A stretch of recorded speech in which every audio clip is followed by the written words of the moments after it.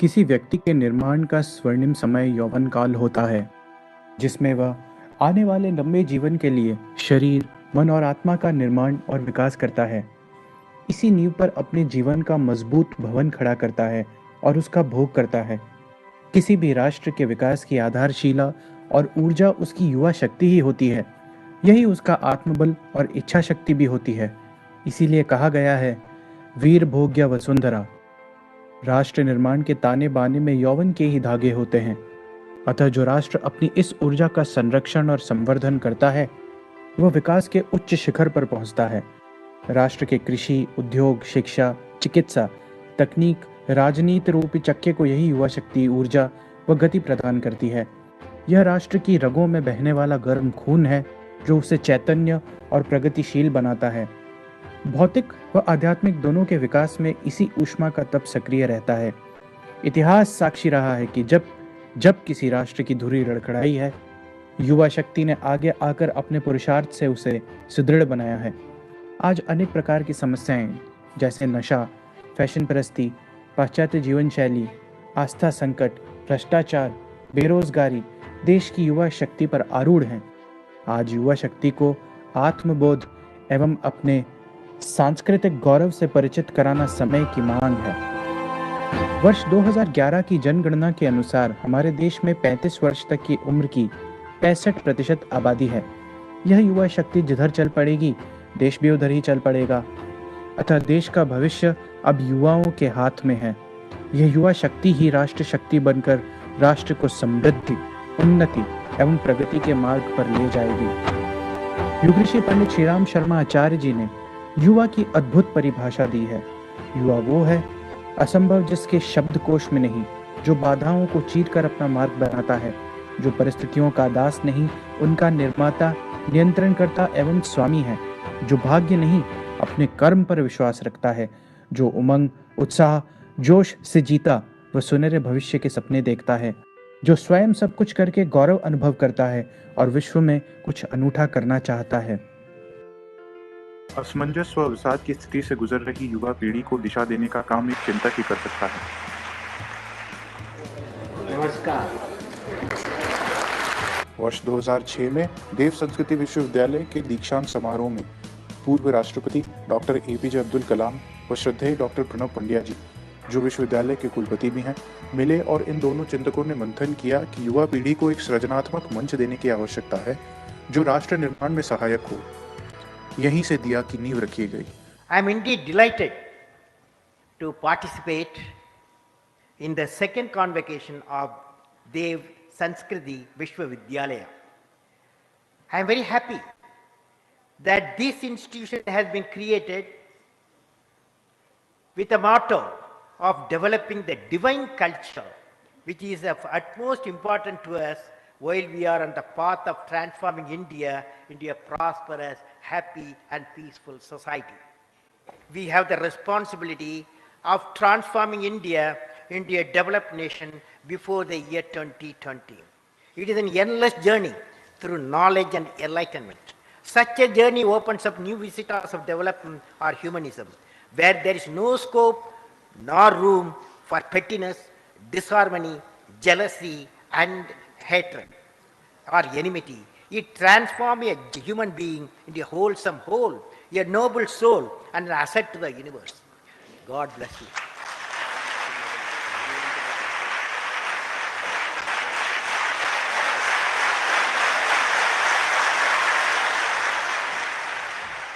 जिस तरह एक दिया अंधकार को दूर करने की क्षमता रखता है, दिया भी इस देश के युवा मन से अंधेरे को दूर करने का स्वप्न लेकर चला है।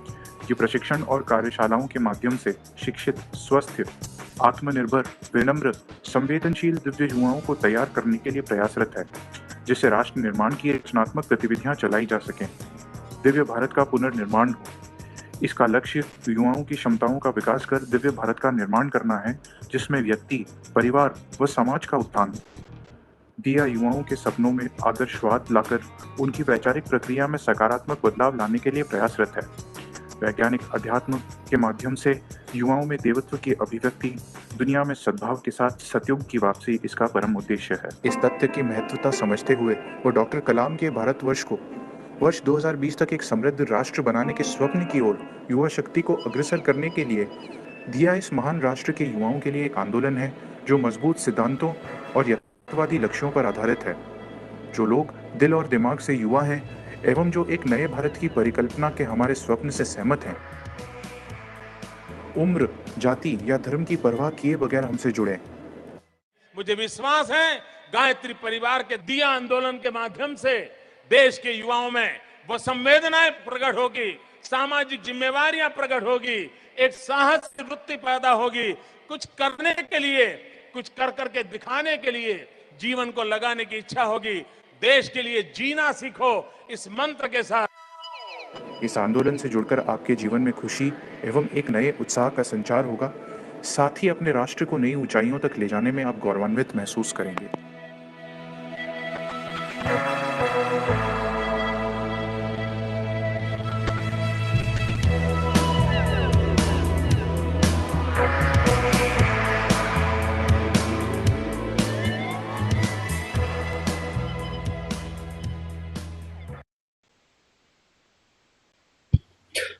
Good evening everyone.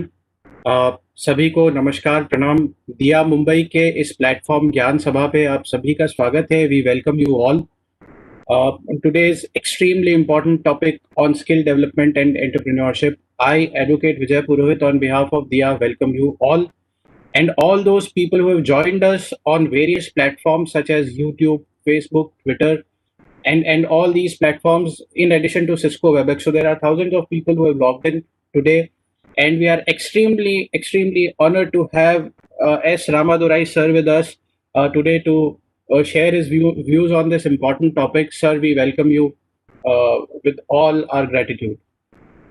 Today's topic is extremely important as our nation is faced with multifarious challenges, and the onset of the COVID pandemic has added to the woes. And in such times, it has been the vision of the government of India to develop skills, and skills lead to entrepreneurship. And this has been the vision over the last 5-6 years. And therefore, we have seen a surge in skill development, and institutes have come up that are imparting skills to people to make them self-sufficient. It is my honor to read sir's profile to you, although he needs no introduction, but it is my humble duty to do so. We have with us S. RAMADORAI sir, who is a well-recognized global leader and technocrat, head of Tata Strive, Tata Technologies, TIS, NIAS, SRCC, PHFI, and ABF, former chairman of NSDA, NSDC, and BSc, former CEO and vice chairman of TCS, Tata Consultancy Services, recipient of Padma, Bhushan, CBE, and ET Lifetime Achievement Awards, founder of Anwesha Trust that works towards education, hygiene, small savings, and women empowerment, author of the TCS Story and Beyond, a wonderful experience. So, sir, we are honored to have you here, and very briefly, I'll apprise you of the activities that DIYA has been doing, although we saw a glimpse of it in the video that we saw. But DIYA is a youth movement of All World Gayatri Parivar that was established by Pandit Sri Ram Sharma Acharya ji way back in the 1940s, in fact, the 1920s. And Acharya ji took part in the freedom struggle, and he went to Sabarmati Ashram, had talks with Mahatma Gandhi. And in addition to being a freedom fighter, he thought that social renaissance or social change is a must. In addition to attaining freedom from a foreign rule, we need to change certain norms, we need to change certain perceptions. So that was the idea of this social revolution called the Gayatri Parivar.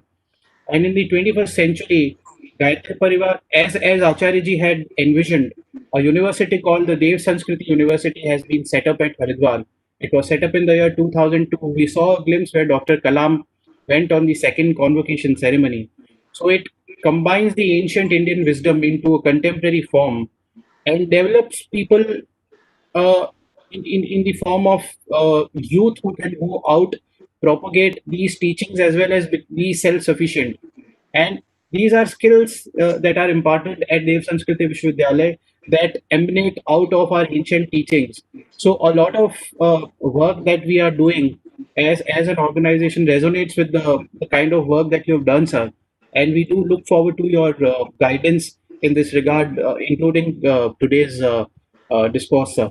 So, without any further time, I would request you to enlighten all those who have joined us today from various platforms your thoughts on what skill development is and how we can become successful entrepreneurs in your experience, and what do you think about the youth of today. So, on those topics, sir, I would request you to enlighten us, and I welcome you, sir. Thank you. Namaskar. Very happy New Year to all of you, distinguished ladies and gentlemen. At the outset, I would like to thank Divine India Youth Association, DIYA, for inviting me to speak on the Gyan Sabha platform, which has been spreading positive and constructive thoughts among the youth of the country. As we are in the midst of a global pandemic, I feel that the relevance of such a platform is more appropriate and more than ever before a need. I think we are living through unprecedented times. 2020 was a critical year in terms of all of us being confined to our homes or whichever places due to the pandemic. And this has created, not just for India, but for a global scene, a crisis which has never been seen in a lot of generations. It has put the health system under pressure. Economies have been suffering, and the societies and the distress is palpably very visible. I hope all of you are taking all the care, all the protocols that need to be observed, whether with regard to wearing the mask, with regard to the hygiene, cleaning, or the social distancing. I think the infections are still sweeping across the world. And the good news is that a large number of clinical trials have been very successful. And we in India are also going to see the benefits of the vaccine. That two of the vaccines have more or less been certified by the government and the agencies concerned. And we should be having the benefits of vaccinating in a protocol based where the frontline health workers, followed by the adult population, comorbidities, etc., will play its role in fighting against this pandemic. Now, if we go to the first slide, slide 1 and 2, please. Whilst this crisis has brought unprecedented challenges, both for the people and the society, we have been humbled by the flurry of inspiring new ideas developed in response. Innovation has taken a center stage, and collaboration has also taken a center stage.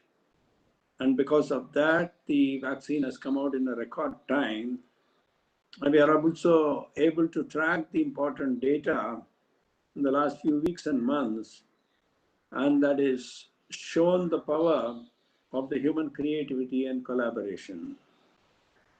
As you all know, the country is poised at a moment in history where a bright future awaits all of us. The economy will grow, the social distress will decrease, so long as we observe all the protocols that are called for. I think there's a renewed interest globally in the potential of India. And here is on the slide, you see innovation, how the milk vendor is delivering. And if you go to the next slide, namely the slide number 2, the police in Bhopal in India are using a drone to monitor the adherence to lockdown measures.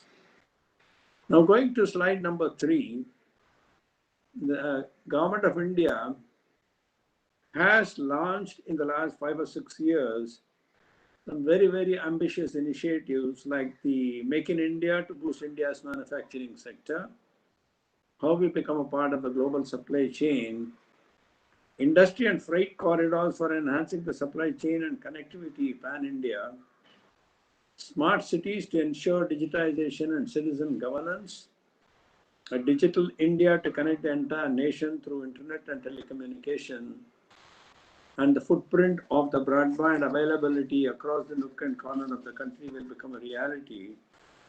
Startup India to promote entrepreneurship and build a strong ecosystem which is conducive for the growth of the startups, and entrepreneurial energy which will create its own set of jobs, set of capabilities for the nation as a whole.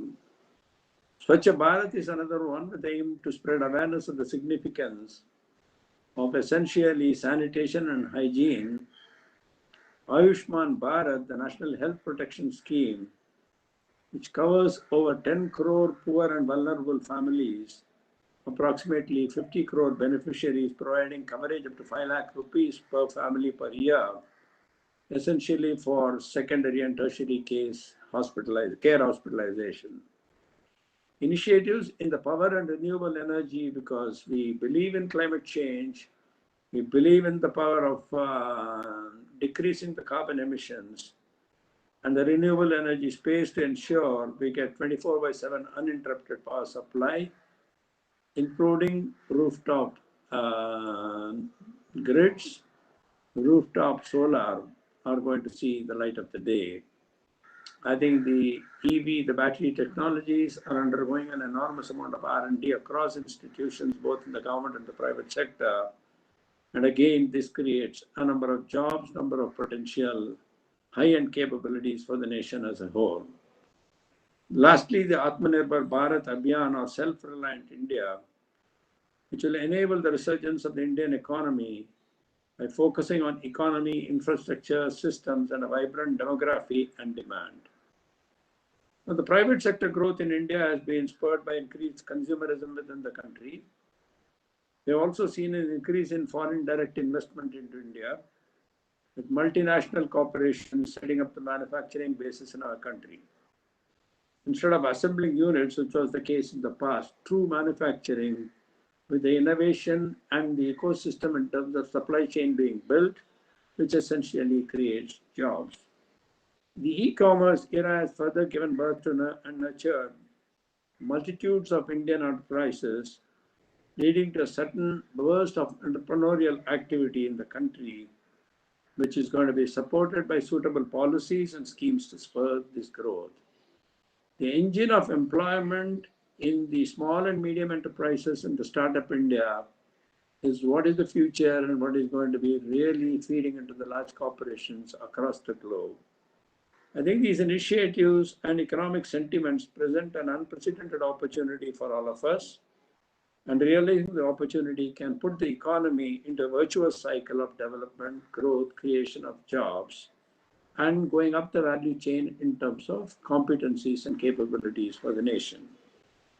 When we go to the next slide, which is on the human capital and skill development, which is the most critical one, the fueling this kind of a growth that is expected from 2021 and beyond, what is the most important resource? And in my humble opinion, it is the human capital, which we are blessed with in plenty because of our demographic profile and the youth population and the health parameters which give us the longevity of life. The entire world is aware that our nation has the largest number of youths. Our political leaders have recognized the immense potential of our demographic structure and have brought an enormous amount of political will to address the problem of skills development, entrepreneurship, and job creation. Both the government and the business leaders are on the same page and speak with one voice when it comes to skill development across the central government, various ministries, and other state governments and their custodians. Also, our CSR policy has enabled many corporates investment more in skilling our youth. All of you must be aware, due to our demographic, we have the potential to become the human capital workforce, not only for India, but also the rest of the world. India can be the supplier of resource, high-end resources, and all forms of. We have achieved a certain amount of digitization of skills development, which essentially gives the power of speed, also the power of repetitive learning, and the transparency of our efforts and outcomes. To leverage all this advantage, we had to ensure the employability, like I said, of our people. I think large sections of our conventionally trained or educated youth, generally we found in the past that they do not have the necessary skills that are required for a job. The large section of our workforce base because of uneducated and unskilled and lack of employment because of that, even though the demand side there is plenty. Only 4.69% of our total workforce in India has essentially gone through any formal skill training, as compared to 68% in the UK, 75% in Germany, 52% in USA, 80% in Japan, and 96% in South Korea. So we have a long way to go.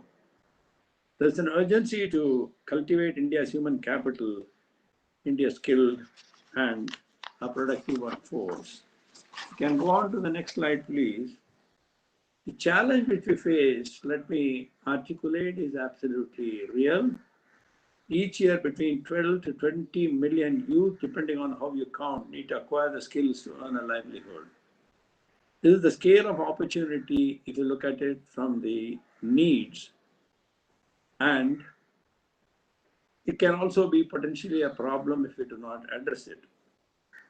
Our much claimed demographic dividend could quickly create a problem for us if we do not act, because the rest of the global economy, as you're aware, is innovating rapidly. Innovation, education, job creation, skill development, and employment are the key for the future of our nation and the future of our youth.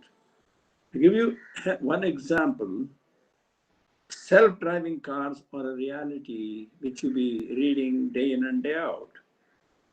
Research shows that labor's share of productivity has been steadily declining, and advanced economies are not necessarily waiting for Indian youth to power their economic growth.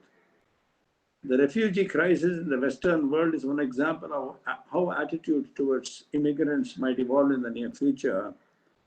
Our country also faces a dual challenge. One is the paucity of the training workforce, and which is needed for our own economy, but to support the global economy, and the non-employability of the large sections of the conventionally educated youth who possess the little or no job skills on the other side.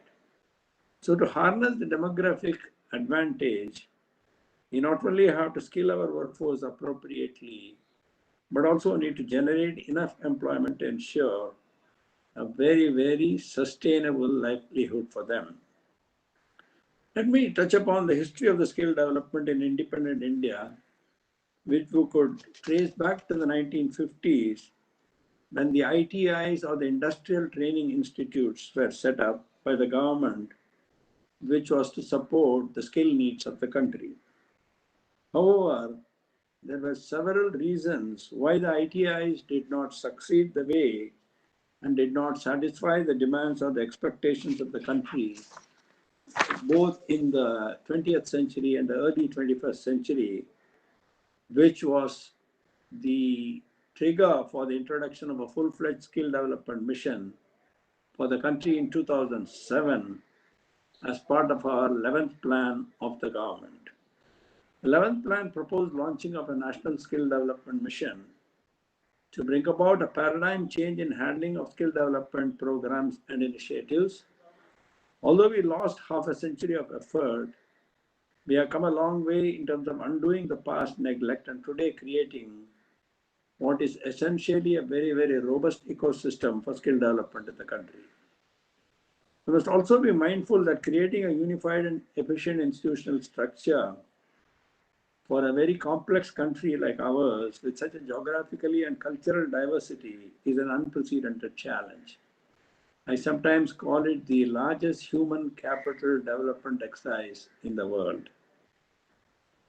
Having said that, in 2008, the Prime Minister's National Council on Skill Development, under the chairmanship of the Honorable Prime Minister and the National Skill Development Coordination Board, under the chairman of Deputy Chairman Planning Commission, provided the institutional structure to drive the skill development efforts in the country.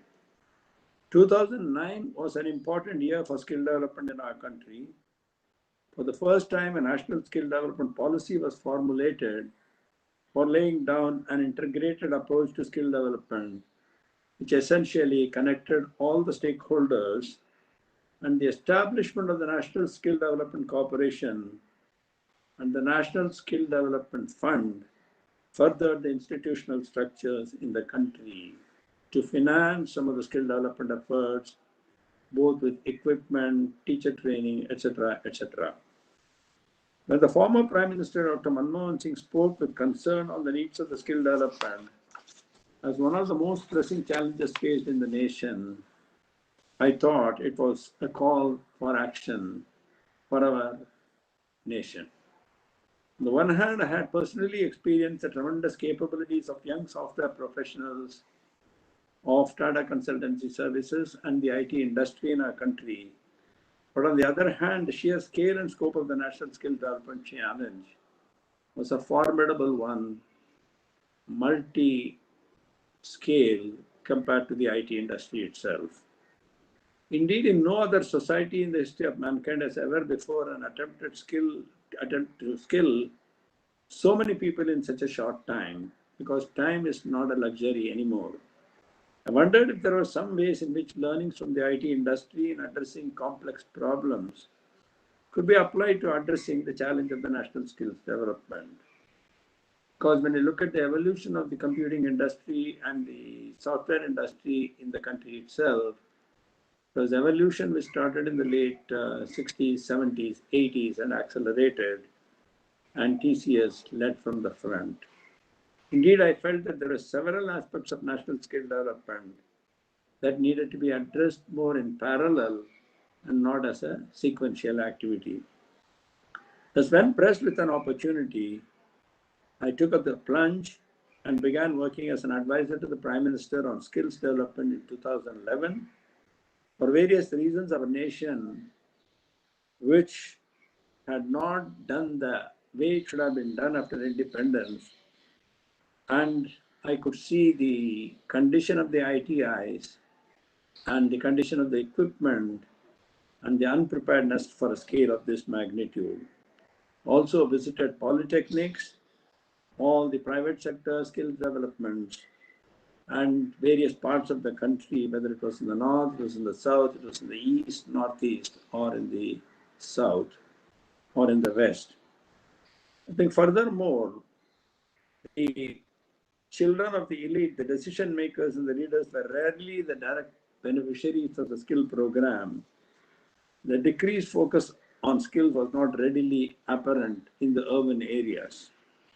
It was heartening to note that the most elected representatives, civil servants and industrialists all agree on the importance of skill development in the nation's progress. However, the challenge of harmonizing the diverse efforts of multiple ministries, departments, state governments, central institutes, the civil society through the NGOs, industry-sponsored institutes in skill development space was a massive exercise in itself. It is in this process of meeting with the ministries, vocational training providers, NGOs, funding agencies, ITAs, etc., the challenge in the skill development could in fact be looked at as opportunities, which we are seeing the benefits today with the kind of ecosystem we have been able to create. There are many great opportunities for innovation. One of the biggest challenges in skill development was the shortage of skilled trainers. We simply do not have the required number of skilled technicians who are also willing to share their knowledge and to teach in the ITIs in the hinterland. I mean, more than 12,500 ITIs are in the country, across the country. Now, going to slide 6, this is a very interesting experiment on welding and what we called as the Velu, the welder. I requested a team from TCS in Chennai to leverage the latest computing, graphics, and sensor technologies to build world-class simulators at Indian prices for the acquisition of skills. The cost of importing a simulator for welding was so prohibitive that we had to innovate and threw upon a challenge to R&D people at TCS. The welding is a core industrial skill, as you all may know. Whether you look at the shipbuilding or construction or automobiles, or even our nuclear programs, all of these sectors require highly skilled welders.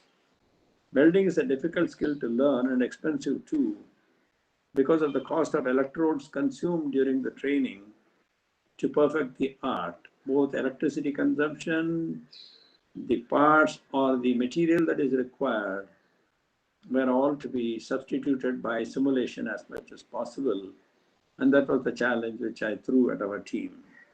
So they built a low-cost welding simulator designed specifically for our youth.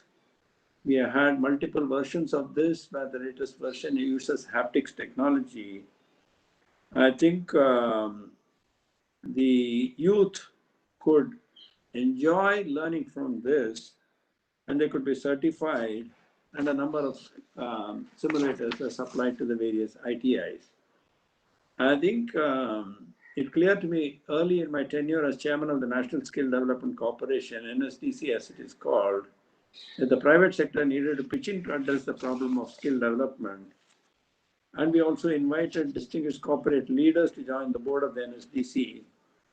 And because of that, we could bring in the best practices and best partners for a good governance.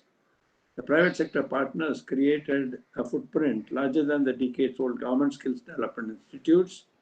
And more importantly, the partnership between the government and the private sector has become a reality.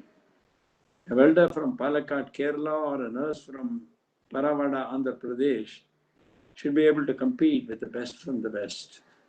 Towards this end, we have put in place agreements with several international agencies, partners, and nations to ensure that our skilled craftsmen and women could compete for jobs in various global markets.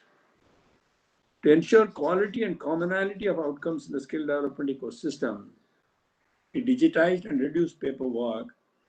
Digitization also resulted in better governance.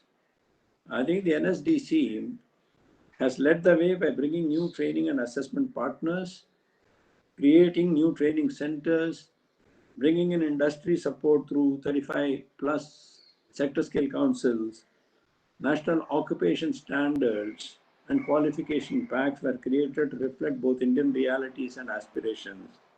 In terms of reach and presence today, National Skill Development Corporation works with about 11,000 training centers, 10,950 to be precise, across 28 Indian states and 7 union territories, which is a massive scale up which we have seen in the last couple of years.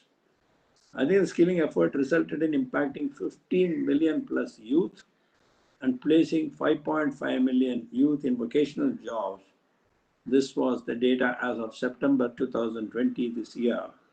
A number of international partnerships with Japan, Australia, Germany, UK, etc. have opened the doors to global expertise flowing in to improve our training methods and standards. I think an apex body was also formed by the government called the National Skill Development Agency to harmonize and coordinate the skill development activities nationwide. At the NSDA, we focused on key reforms, including creation of the National Skills Qualification Framework policy for recognition of prior learning, which was aimed to recognize the skills of already employed youth, especially from the informal sector. One of the big challenges of our country is moving the workforce from an informal to a formal workforce system, and that requires the recognitions of the prior skills and the necessary examiners to make sure they can be tested. We also launched what we call as a labor market information system, which was intended to create and maintain a national database related to skill development.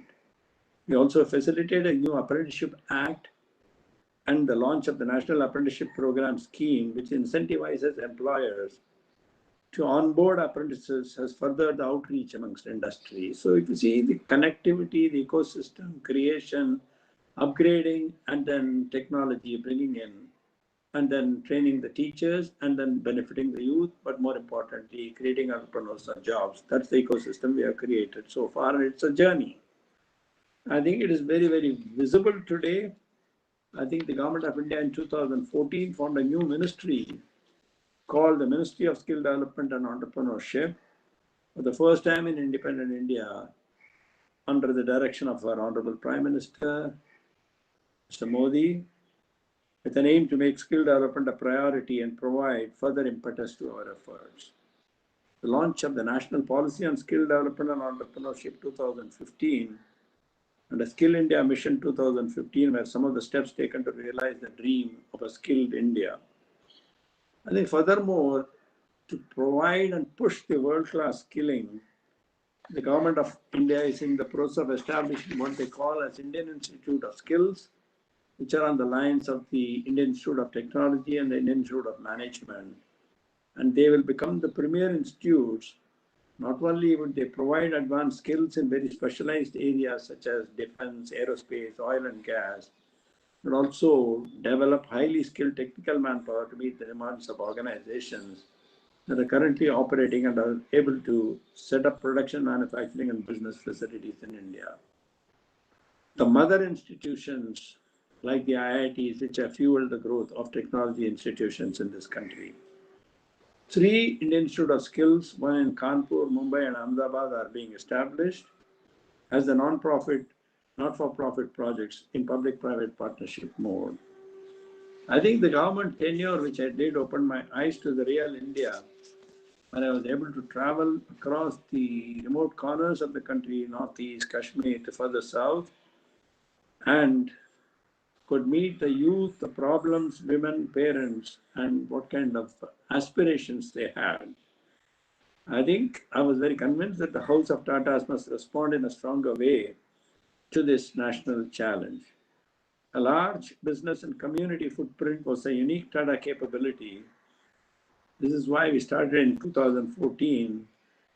We formed what we called as a Tata Strive, a skill development initiative created to serve the needs of the most disadvantaged youth. Today, Tata Strive has impacted more than 2.5 lakh youth through a model that is uniquely combines pedagogy, methodology, and technology. I think after my tenure with TCS, while I was heading the skill development mission of India, I also looked at some of the private sector initiatives and joined the Axis Bank Foundation along with other foundations. I think we could make some substantial changes in the livelihood creation of the skill development and get some impactful social sector changes which the foundation focused on. I think under an overarching goal of sustainable livelihoods, the Axis Bank Foundation creates opportunities for small marginal farmers and landless to enhance their incomes from agri and agri-allied natural resource management, livestock, linkages to finance and markets. It also provides vocational skills for able and disabled unemployed youth in urban and rural India. ABF partners with several like-minded not-for-profit organizations to co-create need-based programs. The vision of Axis Bank of India Foundation is to reach out the most in-need communities in some of the poorest regions of our country. In the last financial year, the foundation managed to have a positive impact on 6.5 lakh youth and families for various livelihood programs. The foundation remains committed to have a positive impact on 2 million households by the year 2025. As the chairman of Tata Institute of Social Sciences, we too saw the potential of enhancing and enriching the university system through the vocational education. The National University Student Skill Development Program, NUSSD as it is called, that is implemented by TIS is one such scalable model that helps students to acquire job-related skills while they pursue their degree courses. This can be easily replicated across several thousand colleges in the country, thereby addressing the issue of large-scale unemployability amongst graduates in India. I think it has reached over 25,000 students today across 9 states and is on a growth mode. We also established at the Tata Institute of Social Sciences a School of Vocational Education to offer Bachelor of Vocational Education degree BVOC through a very innovative hub and spoke model. And the TIS SVU, through its training partners, also provides the requisite structured classroom sessions while inducting them into work settings through hands-on experience. I think people who have dropped out of the formal education system after the 12th standard, they could pursue education in the vocational streams. Today, there are close to 7,200 students as part of this program, and over 12,000 students have graduated to join the workforce across city in India. They have created great momentum over the last few years, and we must continue on this concerted effort, constantly improving and adapting, but never to lose the focus. All of these challenges are simultaneous opportunities for innovation, entrepreneurship, and the national need in the skill development space. I think one of the biggest opportunities is in the area of mobilization. The cost of mobilization and youth for skilling is disproportionately high, is both a puzzle and a paradox. There are a number of explanations, but none of them is either completely right or wrong. The explanation that is generally given is, suppose, social stigma associated with the trades, which might be partially valid, but it does not tell the entire story. We all know the kind of wages skilled workers command today. Perhaps rightly so, introduce innovative business models. We have in Tata Strive done a very innovative model for mobilization. They have gamified the entire process of mobilization with the use of technology. So it's fun to play with it and then join if you're interested. Even to know what your interest is, the gamification has been done. The counselors try to address and ascertain the aspirations of the youth or the interest of the youth by showing pictures of the job roles and career discovery videos to ascertain the keenness and aptitude of the youth. This helps in selection of the trade as per the strengths of the candidate. During training, their youth development modules, a mixture of cognitive and non-cognitive practices, which strengthens the youth with the necessary learnings to transition into a knowledge economy and stay on the desired path.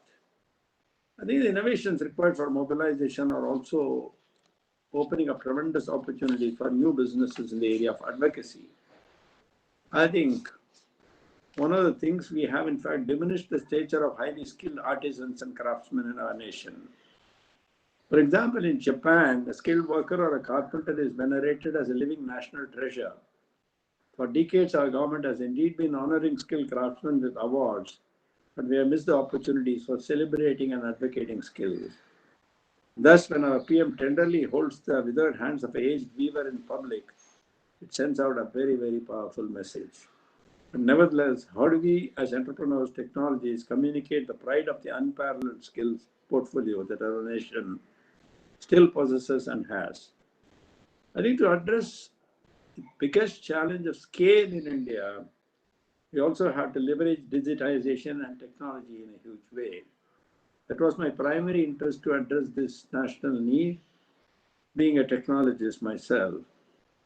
Transformation of vocational education as well as mainstream education surely not come from traditional approaches like building more institutions. The brick and mortar is not the solution, and we must revolutionize the skilling ecosystem by easy, effective, efficient, and scalable ideas in all aspects of skilling, from mobilization to employment, as well as continuing professional development and governance. I think technology has made a very major impact. The advent of MOOC like Swayam, Coursera, edX, Khan Academy, etc. This has brought education into the homes of the people. The best professors have been created through the MOOCs, where they, from academia, can be accessed sitting at home from the remotest location on the planet. And MOOCs can also be leveraged for vocational education by addressing curated set of content, cataloged and organized to teach the vocational skills on an open platform. And if you look at the Lakshya program, it's an important, interesting initiative of the Educational Services for Outreach at Scale, and see the Center for Distance Engineering Education program of IIT Bombay. Lakshya combines online learning with face-to-face sessions. providing learner freedom of engaging at any time and any place convenient to them, and then having an option of an active discussion to ask doubts and questions clarified by the faculty, and also face-to-face sessions on weekends in a powerful model. Also impressive is the spoken tutorial initiative of top-tier teacher activity on the National Mission on Education through Information and Communication Technology, launched by the Ministry of Human Resource Development, now called the Ministry of Education. It's a 10-minute long audio-video tutorial created for self-learning, being dubbed into 22 Indian languages exponentially, which increases the accessibility to students across India. I think the benefits can be varied, from the successful training module for new mothers and health workers on child health care, which cover crucial topics and vital information where they can understand the basics of health and nutrition and a newborn baby in order to curb infant mortality and spread awareness of malnutrition. Thousands of mothers and health workers are benefiting from this initiative.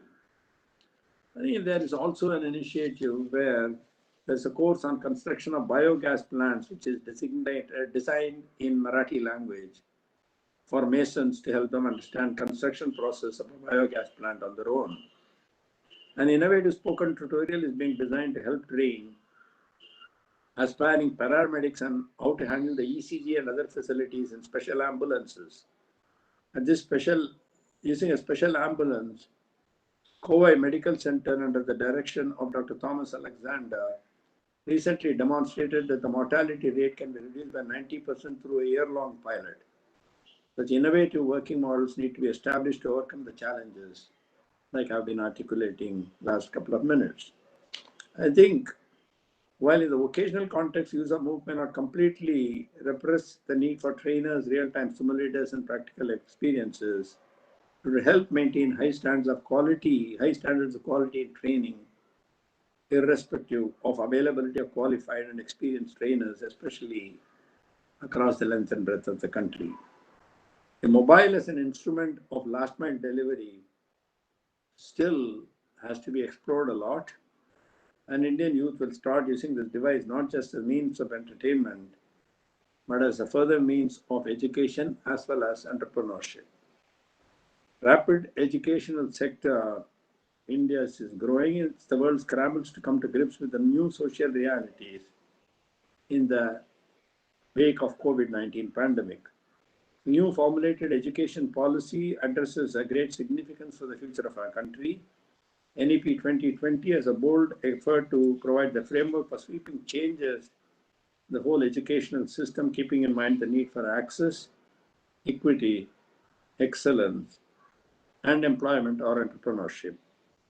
It is a very progressive approach, very much needed in the government, and it has been a blessing. The policy envisions a very holistic development of the youth, where we will see not only an upsurge in gross enrollment ratio, but also a skill development as determining factor to realize the objectives of the Atmanirbhar Bharat. The policy lays stress on a multidisciplinary approach for the students, who can choose the courses as per their interest and mindset. I think the vision to make the youth self-reliant through the skill development education makes National Education Policy 2020 a revolutionary document. The policy gives additional impetus to vocational education by introducing vocational subjects and also introducing the same at the school level too. This policy provides even the students of middle level shall be exposed to hands-on training in vocational skills like carpentry, plumbing, electrical, repairing, horticulture, pottery, embroidery, to name a few. The policy has set the target of providing vocational skills to at least 50% students by 2025 in such a way that the vocational skills acquired at school level may be further extended up to the higher education level, depending upon the requirement of the individual students. The day is not far off, and the Indian youth will not be a job seeker, but a potential job provider through a set of vocational, employable, and entrepreneurial skills imparted to them at different stages of education and training. Lastly, the India startup ecosystem is at the cusp of growth. The confluence of factors such as greater flow of investments, new business opportunities, new angel funding and venture capital funding, and a growing domestic market indicates that our nation is geared up to reinvigorate its entrepreneurship landscape. The economic survey of 2019-20, the bottom of the pyramid entrepreneurship in India has seen a significant growth in recent years. As per a World Bank survey, the number of new firms in the formal sector has grown by a significant 12.2% between 2004 and 2018, compared to a meager growth of 3.8% from years 2006 to 14. Several national drives underway to build the India of the future. An exciting time to be an entrepreneur in India. As the nation embarks on the journey of Atmanirbhar Bharat, it's an opportune moment to accord strategic status to the human capital and deepen the integration of long-term human capital planning to our own economic policy, as it is the center of the chain of self-reliance. Pandemics and large-scale outbreaks can claim millions of lives, disrupt society and devastate economies. COVID-19 will not be the last pandemic in our deeply interconnected world, and sadly, it will not be the worst. Now, going to the slide 7, which I want to spend 1 or 2 minutes on the migration. We all saw in the early 2020 a serious crisis in the form of exodus of migrant workers from the cities following the announcement of the lockdown. Caused by the overnight loss of wages, jobs, and subsequently food and shelters, the workers started walking towards home, sometimes covering distances of more than 1,000 kilometers. But on the other hand, we witnessed the diminishing and endangered status of various art forms on account of the youth forfeiting ancestral heritages in lieu of migrating to the cities to take up mainstream jobs by itself. This itself presents an opportunity to revive and skill a large number of youth in these art forms. The demand for handmade and ancient artwork and art forms, even in the performing arts, is an ever increasing, both in the domestic as well as the international markets. The skill development in these areas will also lead to creation of self-employed professionals in the high demand areas. At British Asian Trust, which I'm a part of, they account with the Skill India Impact Bond, or SIBs as it is called, an innovative outcome-based financing instrument to encourage private sector funding and transforming skill in India in collaboration with the National Skill Development Corporation. SIBs will entail a covenant about performance, a promise of action based on mutually agreed terms, whereby the money spent towards skilling will be recouped on the basis of certain benchmarks by the private sector players who are involved. It will catalyze the entry of impact investors and private sector outcome funders into the skills training space in the future. Such outcome-based financing models will help the private sector in fulfilling the demands of skilled manpower with strategic financing. The world after COVID-19 is definitely not going to be the world that was. Many trends already underway in the global economy are being accelerated by the impact of the pandemic. Rapid technological advancements in the innovations which are brought by AI and machine learning have reshaped the landscape in which we work, as well as the skills once deemed necessary to common jobs. There's no doubt that technology and will continue to replace and transform tasks across industries and functions. Our digital transformation presents potential for growth too, multiple times. New tasks and jobs are being created, providing new opportunities for those who are willingly diversifying and enlarging their skill set. The future of work and careers will see a paradigm shift to keep up with this rapidly changing environment. Going to the last slide, which is on the future of work, technology, and innovation.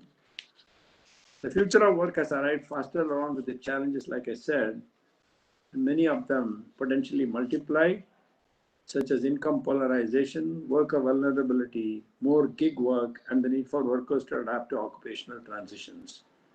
This acceleration is the result not only of technological advances, but also of new considerations for health, safety, economies, and labor markets which take time to recover and likely emerge changed.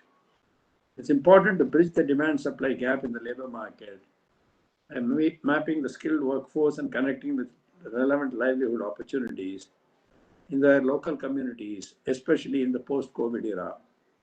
Platforms are getting connected, technology platform where the supply and demand matches are happening in real time, providing right jobs and right salary to people who are skilled near to their relative native places is very important for the success of India's skill development mission, the solution to the labor migration issues I talked about.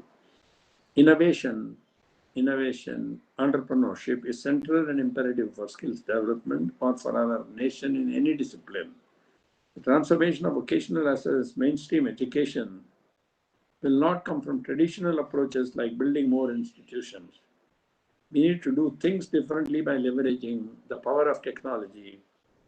We must revolutionize the skilling ecosystem by easy, effective, efficient, and scalable ideas in all aspects, and connecting multiple initiatives and mobilization to employment as a continuum and as a value chain must be understood very clearly, or entrepreneurship creation from mobilization has to be seen.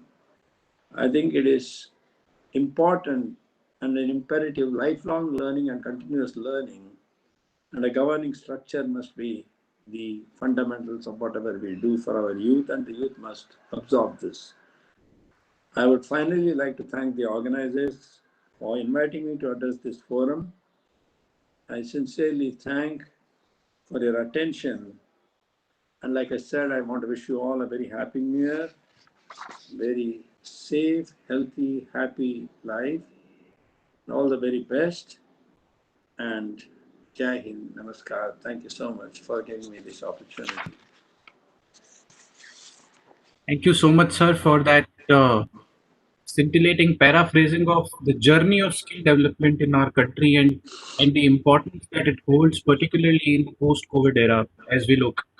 And I mean, it has given us a completely new perspective on how to approach things or vocation or employment as a concept and think of something alternative. And we must look for alternatives. So, from that perspective, sir, it was an eye opener. And with your permission, sir, I would like to take a selected few questions from the audience. And in Please. fact, people have a lot of questions because this is a topic that, in a sense, do touch the day-to-day lives of people. And particularly, as I said, in wake of the COVID pandemic. So the first question that obviously comes to our minds, sir, is, uh, I mean, we are still fathoming the effects of this pandemic, and we are yet to recover, although the vaccines have been approved, and we are at a crossroad where we are still assessing the damage that it has caused to economies. But on a very broad level, what do you think the impact COVID would have, and what is the strategy that the youth should follow? Because there have been job losses, and I mean, as we speak as well. So, what is it that youth should primarily focus on? Okay.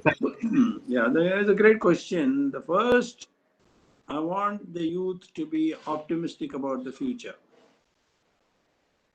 The youth have an opportunity rather than a problem that we need to solve. Youth must bring out the passion and the entrepreneurial energy by investing in newer skills using technology platforms as the backbone. If the youth must share their knowledge, must collaborate together for the common good, where at the center is the nation and the population that is what needs the help versus the people who can give the help. This connectivity has become possible. A positive mind with a passion for learning, passion for deploying, passion for sharing, the collective effort will take us faster. As we see the parameters even today, the number of initiatives that has sprung up, the number of entrepreneurial startups have started who are creating jobs not only in the urban centers, But in the rural India, semi-urban areas is phenomenal. Towns which we would think that there was no hope, they had to migrate to the urban centers, are resurgence and things like the arts and crafts I talked about. So I think there's an enormous amount of positive dynamism that needs to be brought in.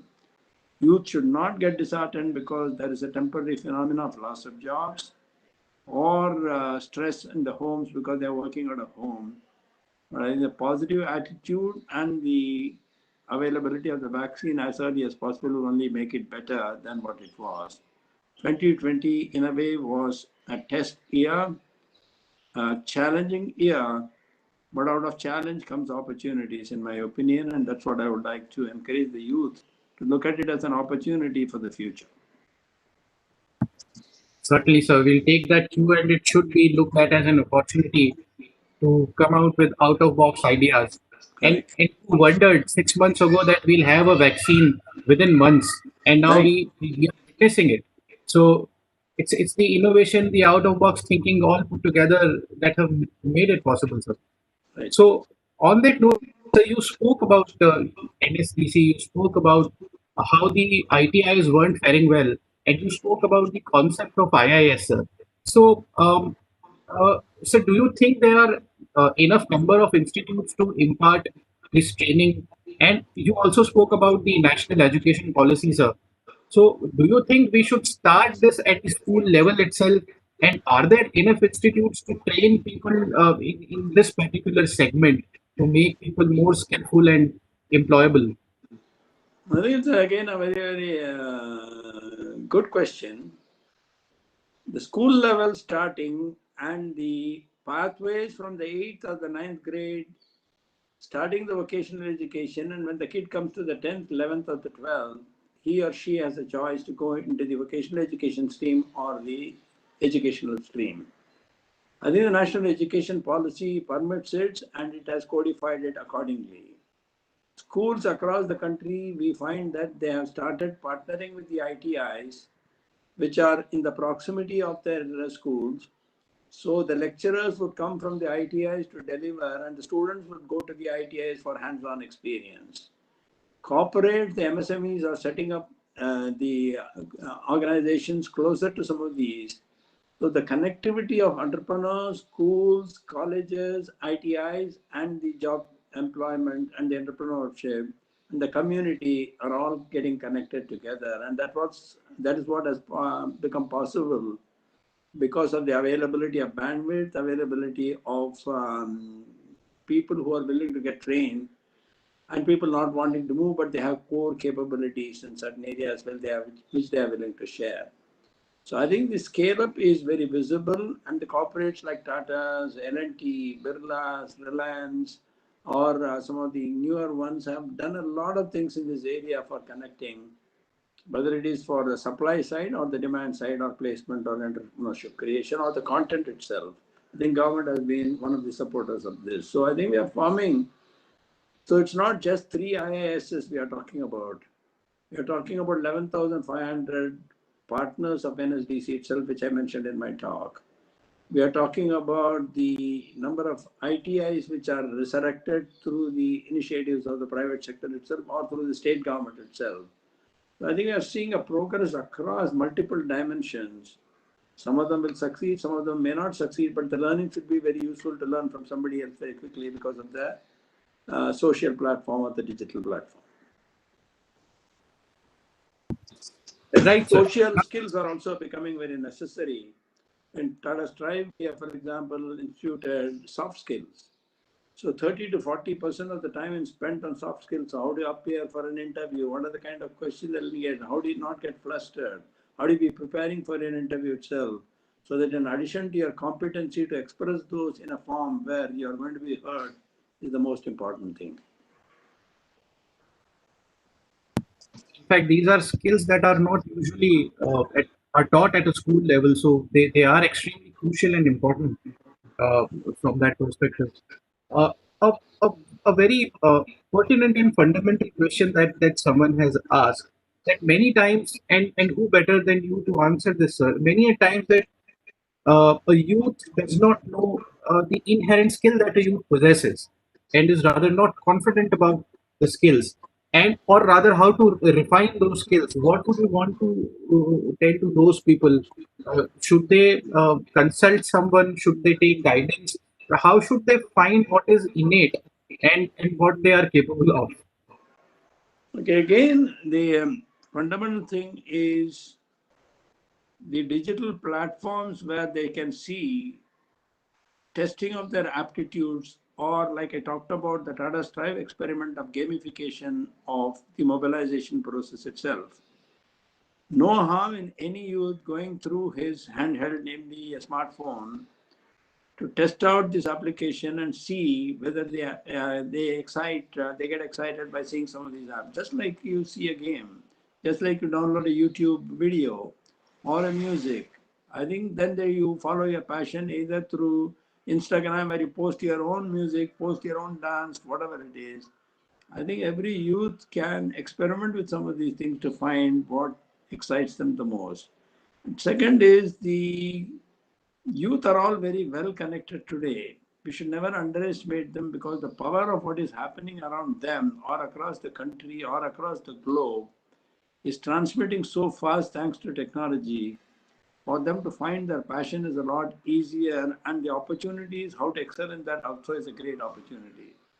I think I would strongly recommend every one of them, in addition to using the smartphone for talking, for anything, so the educational content of 1 minute, 2 minute, etc., they can even be content creators or content receivers. I think those are the methods I would say. But mentorship is always available, where any corporate, any retired people are more than happy to mentor any youth who wants to help, and they would advise them or they would talk to them. They'll excite their passion so that they follow their passion very clearly. A different kind of a question. India has traditionally been an agro-based country, an agricultural country, and 70% of Indians live in rural areas, the primary occupation there being agriculture. But in recent times, we have seen that the generation next is no more interested in agriculture as a profession and are migrating to urban areas and metropolitan cities to do alternative business. What we should do to retain resources in the field of agriculture, and is the skill development program um, on broad level? How can we embed it with agriculture that still remains the primary occupation of our country? So, The whole agricultural value chain, starting from tilling the land to putting the seeds to harvesting to the value chain in terms of storage, logistics, supply chain, and then to the store with value added activities in between, is taking shape as we speak in the country.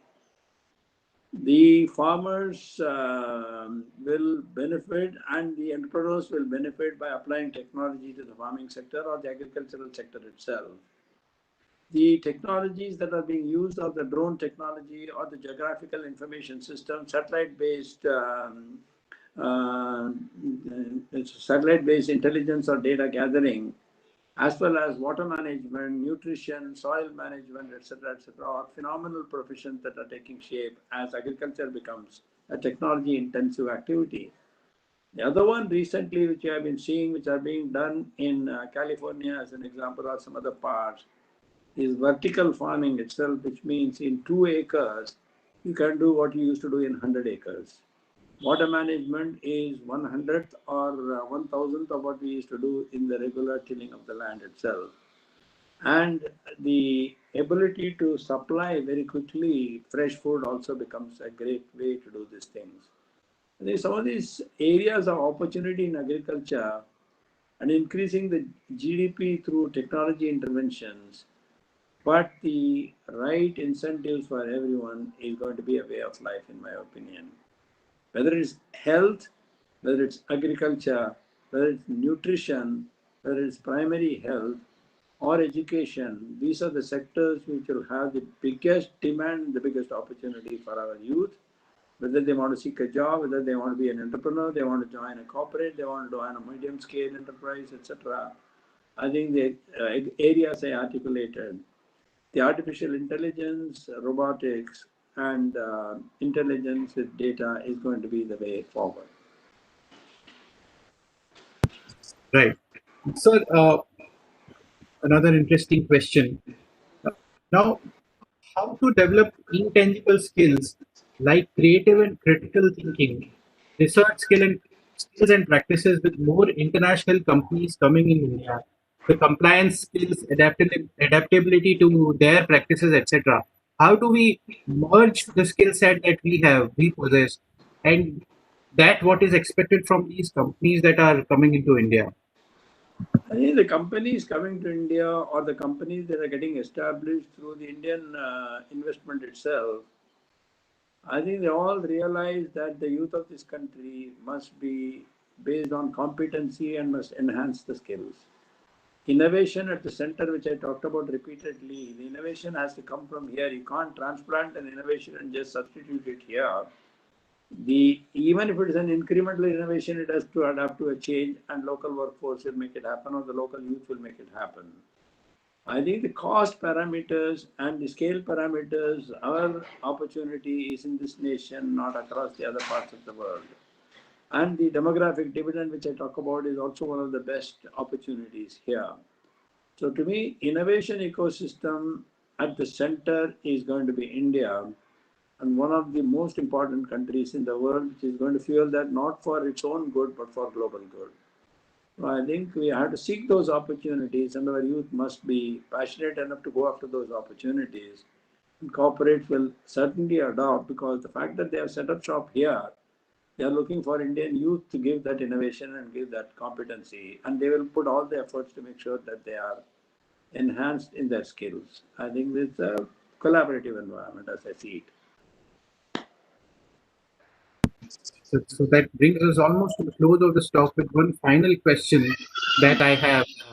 And that is, sir, what is your take on this new normal, and that is work from home culture that has been developed? Do you see in the long run as something that will be continued, or how do you view it, sir? I think there are two ways to look at it. One is, like I said, the new normal is definitely going to be different than the old one. A simple example is if you are in Bangalore or in Delhi or in Gurgaon or Noida or in Mumbai or in Calcutta or whatever, the amount of time we all take to commute with the kind of traffic patterns is going to be a very, very different environment. Going each way for 2 hours for an 8-hour work day, then you are really at the end of the day completely fatigued. So I think work from home also has seen the reality where people collaborate, contribute, and understand each other very well. There are certain aspects which requires a physical presence, so we call it as a phygital model, where a physical and a digital are going to be together. So the work from home plus work at the offices or in the plants or whatever it is going to be certainly there. There's no one way to say that everything will come back to normal, because certain inherent challenges of commuting, inherent challenges of the drudgery of commuting, inherent challenges of we can do the same thing more productively out of home or out of my any place, anytime, anywhere. That's going to be the center of all these things. And I think it will go a sea change in undergoing. And the cost parameters are also much less. And the carbon footprint is also much less, because the climate change is a real issue for all of us, and we have to reduce our carbon footprint. And the commuting is one of the critical parameters in the carbon footprint itself. So I think it gives us multiple ways to innovate, multiple opportunities. But the new normal is definitely different from what we are used to pre-COVID. Did mention that this was the last question, but I'm just tempted to take this very brief question, and it's a pertinent one that someone has asked. That we have invested so much in training people at the IITs, the IIMs, and we see a lot of people moving out. Now the question is in respect of the skills training that we are imparting, and we are putting so much of impetus on this workforce that we have. So how to retain that workforce and ensure that there's no brain drain, as they say? I think if you look at the entrepreneurship ecosystem in the country, which is in either in Mumbai, Pune, Nashik, Aurangabad, Delhi, Kolkata, Gurgaon, Noida, Chennai, Bangalore, whatever, the center of innovation and venture capital and angel investment is increasing day by day in our country. That forces a lot of youth to stay here and also from the other parts of the world to come here. The connection between here and other parts of the world through the connectivity and the bandwidth that is available is also a reality. When you look at all that, it's a shared innovation, it's a co-innovation network, which we call it. The collaborative innovation is the way to go, and that's what is happening as we see it. Physical presence, whether you are in California or in Nashik, does not matter because you get connected in real time with any of these and any people, anywhere, any place.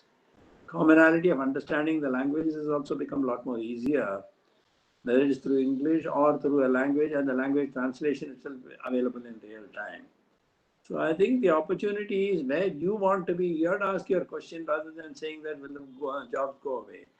If you are excited about working out of your place in whichever part of the country here, you have exactly the same opportunities as would you in a Western country or even in a Mumbai or a Kolkata or a Bangalore or a Delhi or a Chennai. So I think here is what the new normal is going to be, where you decide where you want to be, you choose what is your passion, you collaborate from wherever part of the world you are in, and you reap the benefits for global good and your own good. That's the way I would put it. Very well summarized, sir, and that sort of gives us the entire perspective. Wherever you are, I mean, you just decide to follow your passion. And Thank you. thank you so much, sir. And I would in fact like to invite you to the Dev Sanskriti Vishwavidyalaya once this pandemic is over. And I would rather, on behalf of all World Gayatri Parivar and DIYA, humbly request you to visit the university once and see for yourself the progress that it is making in the domains of combining ancient wisdom with contemporary techniques and I'd love imparting to do skills. that. I'd love to do that. Thank you so much. All the Thank best. you so much, Stay sir. safe, stay healthy, all of you. Yes, I would also like to thank every one of you who have joined us today, and particularly our support organizations, Law Informants, Luteract 3141, Vidyanidhi Institute, Udar College, and all those who have supported us in this endeavor of Gyan Sabha, of bringing so many prominent people on this one platform who share their insights into ideas that can shape our country in future. So thank you, everyone. And with this, I have one last request that during this pandemic, under the guidance of Reverend Dr. Pranav Pandya, who is the Chancellor of Dev Sanskrit University, we had started a small prayer session every day from 6:20 to 6:30, where we chant global prayers, we chant Gayatri Mantra, whichever prayer you want to chant, just for 10 minutes, wherever you are, 6:20 to 6:30, just sit and pray for all those who are fighting this pandemic, the frontline warriors, everyone, and let's pray for the well-being of all. So do join us every day from 6:20 to 6:30. And in fact, Dr. Pranav Pandyaji is going to be on our platform on the next Sunday on Gyan Sabha platform, and he will guide the youth on the topic arise, awake, and stop not till the goal is reached. So I would request every one of you to join in on the next Sunday as well, like all Sundays that we have been bringing to you this session. So please join me in saying it's Shanti Path for the well-being of everyone, for the well-being of all. Om Shantirantariksha Shanti Prithvi Shanti Shanti Roshibhaya Shanti Vanaspataya Shanti Shvedeva Shanti Brahma Shanti Sarvavam Shanti Shanti Reva Shanti Shama Shanti Revi Om Shanti Shanti Shanti Sarvarishtasu Shanti Bhavatu. Thank you, sir. Thank you, everyone. Thank you. Thank you so much. Thank you so much, Bye. sir.